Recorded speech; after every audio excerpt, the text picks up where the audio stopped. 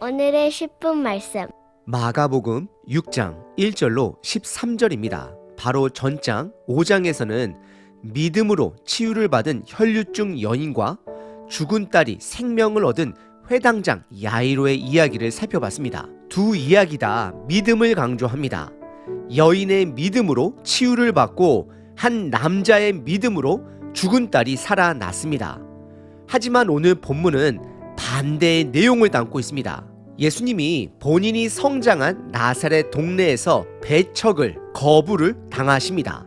하지만 예수님은 그런 배척 속에서도 복음 전파를 멈추지 아니하시고 12 제자들을 둘씩 묶어 파송을 보내십니다. 오늘 본문은 큰 두 가지 그림을 가지고 있습니다. 첫 번째는 예수님께서 고향에서 받으신 배척은 앞으로 이스라엘 백성들에게 배척을 당해 십자가에 죽게 될 것을 암시합니다. 그리고 두 번째는 제자들을 통해 하나님의 나라가 계속해서 확장될 것을 말씀하십니다.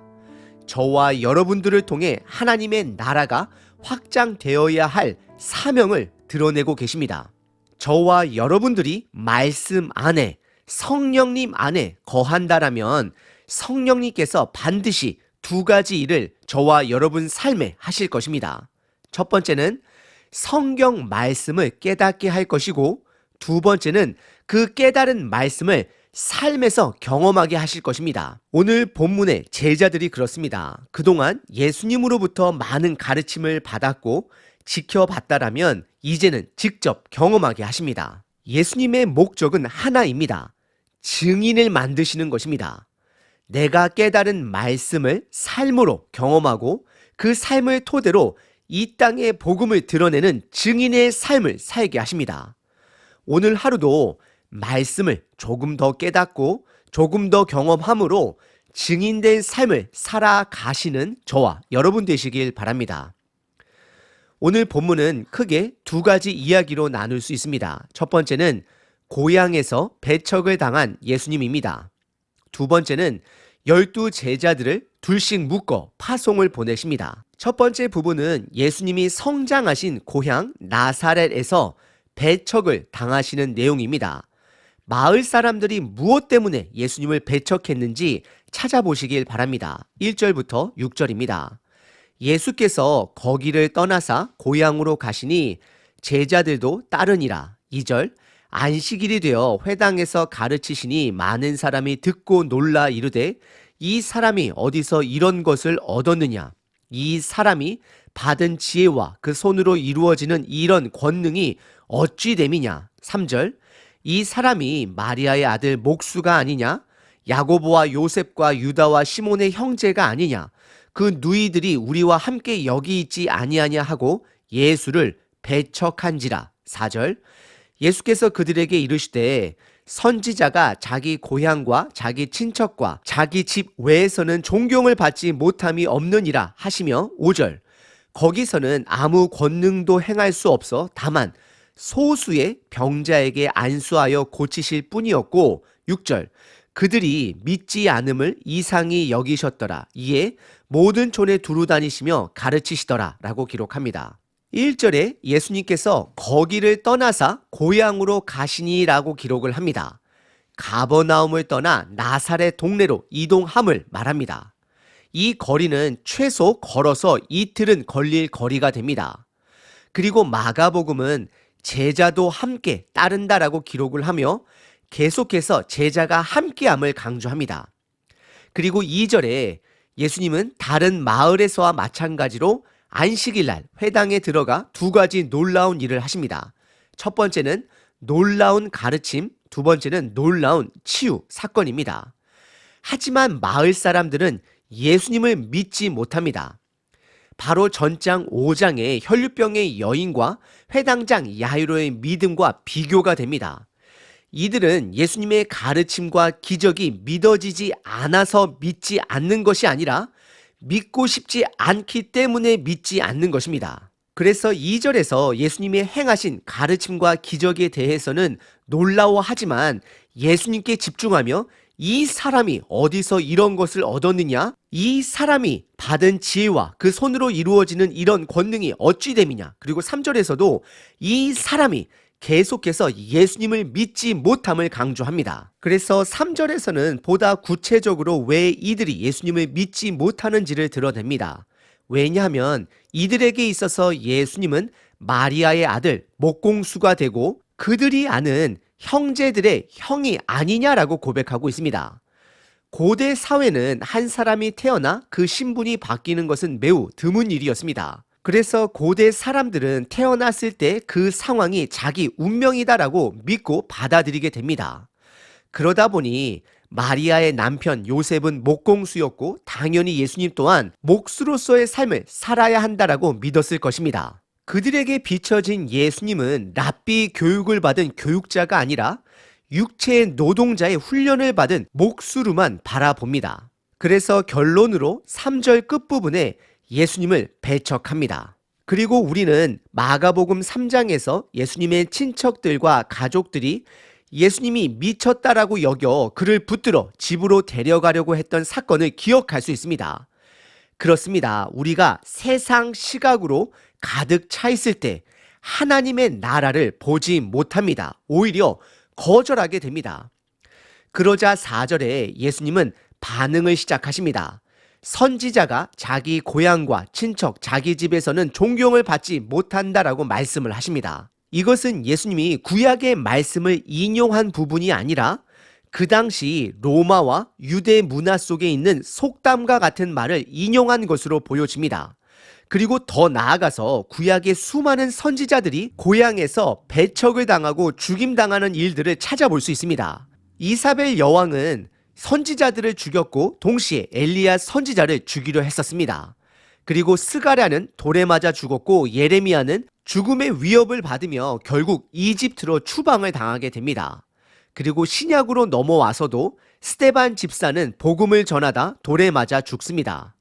예수님의 이 고백은 본인이 앞으로 짊어져야 할 십자가 사건을 암시하고 있는 것입니다. 그리고 5절에서는 모든 사람들이 예수님을 배척한 것이 아님을 드러냅니다. 소수의 사람들에게만 치유를 해주었다라고 기록하고 있습니다. 그리고 그 치유를 받은 자들은 왜 예수님을 마을 사람들이 믿지 않는지 이상하게 여겼다라고 기록을 하는데 이것은 여전히 하나님의 나라는 소수라 할지라도 확장되어지고 있음을 기록하고 있습니다. 그래서 6절 끝부분에 예수님은 그곳을 떠나 다른 모든 촌에 두루 다니시며 복음을 전했다라고 기록합니다. 오늘 본문의 첫 번째 부분은 고향 나사렛에서 배척을 당하시는 예수님입니다. 두 번째 부분은 12명의 제자들을 2명씩 묶어 복음 전파를 경험하도록 파송하시는 내용입니다. 그들을 훈련시키십니다. 무엇을 훈련시키시는지 살펴보시길 바랍니다. 7절부터 13절입니다. 12제자를 부르사 둘씩 보내시며 더러운 귀신을 제어하는 권능을 주시고 8절 명하시되 여행을 위하여 지팡이 외에는 양식이나 배낭이나 전대의 돈이나 아무것도 가지지 말며 9절 신만 신고 두벌 옷도 입지 말라 하시고 10절 또 이르시되 어디서든지 누구의 집에 들어가든 그곳을 떠나기까지 거기 유하라 11절 어느 곳에서든지 너희를 영접하지 아니하고 너희 말을 듣지도 아니하거든 거기서 나갈 때에 발 아래 먼지를 떨어버려 그들에게 증거를 삼으라 하시니 12절 제자들이 나와서 회개하라 전파하고 13절 많은 귀신을 쫓아내며 많은 병자에게 기름을 발라 고치더라 라고 기록합니다. 7절에 12제자들을 보내시고 권능을 주어 보내게 됩니다. 예수님은 지금 제자들을 훈련시키고 있는 것입니다. 1장과 2장에서는 제자들을 선택하시고 부르시고 그리고 3장에서는 산에서 그들을 세우시고 오늘 본문에서는 보내십니다. 부르시고 세우시고 보내십니다. 하나님은 여전히 지금도 저와 여러분들을 부르시고 세우시고 보내십니다. 예수님은 본인의 십자가 죽음 그리고 부활 사건 이후에 하나님의 나라가 제자들을 통해 확장되기 위해 훈련을 시키시는 것입니다. 그리고 둘씩 묶어 보내는 것에는 한 가지 목적이 있습니다. 서로에게 증인이 되게 하려는 것입니다. 그리고 8절에 보시면 그 복음 여행의 준비물들은 매우 강팍합니다. 지팡이와 신발만을 허락하시고 양식, 배낭, 돈 아무것도 가지고 가지 못하게 하십니다. 그리고 마태 누가복음에서는 지팡이도 허락하지 않는다 말씀하십니다. 여기서 중요한 것은 무엇을 가지고 가느냐 안 가느냐가 중요한 것이 아닙니다.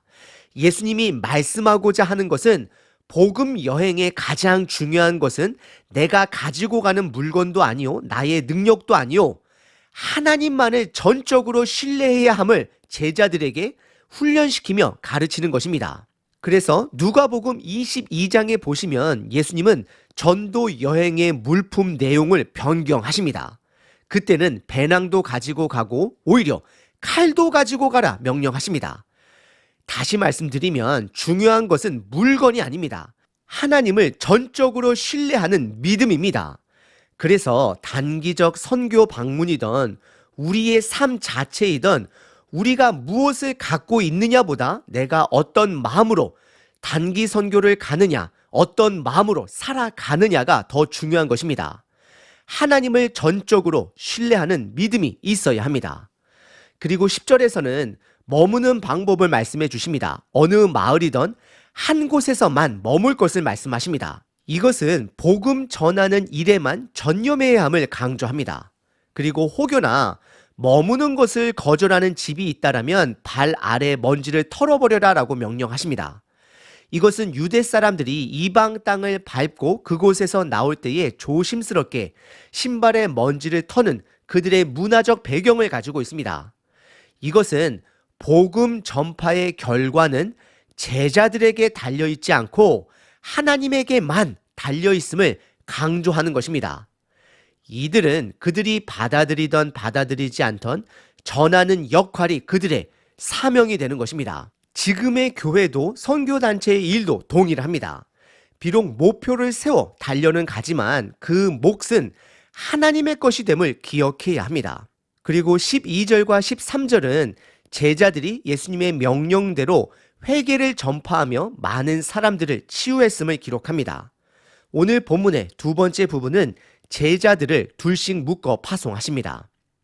오늘 본문은 두 가지 이야기를 담고 있습니다. 첫 번째는 배척받는 내용이고 두 번째는 파송하시는 내용입니다. 예수님은 제자들에게 복음을 전하다 보면 배척을 당할 수 있음을 드러내시고 보여주십니다. 예수님이라 할지라도 복음이 받아들이지 않을 수 있음 또한 드러내는 것입니다. 마가복음 4장에서 말씀하신 4가지 밭에 뿌려진 씨 비유를 보여주신 것입니다.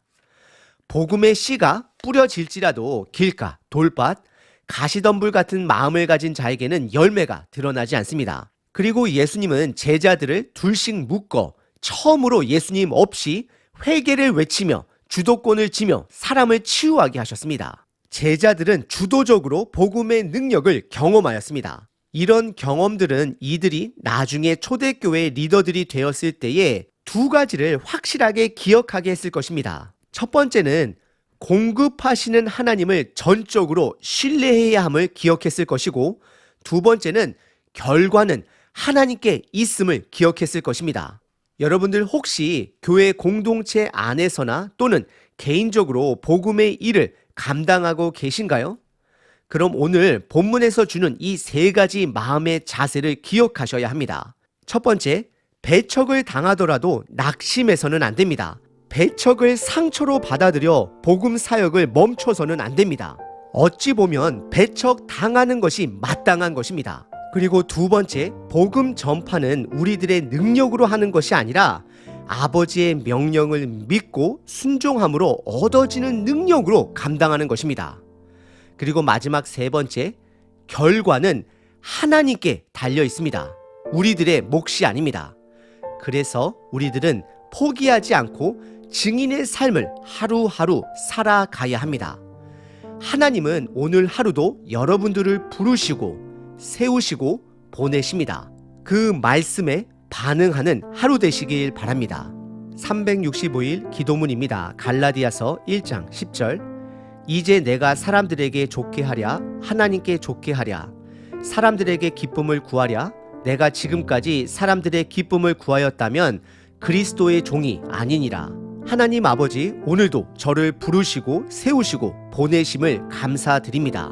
오늘 내가 살아있음을 당연히 여기지 말게 하소서. 하나님의 부르심에 반응하고 세우심에 따라가며 보내심에 담대함을 얻는 우리가 되길 원합니다. 사람들을 기쁘게 하기 위해 살아가는 자가 아니라 하나님 아버지를 기쁘게 하기 위해 살아가는 자 되게 하소서.